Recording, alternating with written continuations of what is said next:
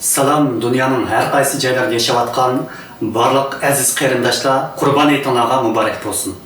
Men Fransiyadın Alican, aldı bilan barliq aziz qarindoshlarımızın tiniga salomatlik, turmushiga xotirjamlik, ömlük ve umidvorlikning her zaman yor bo'lishini chin dilimdan umid qilaman.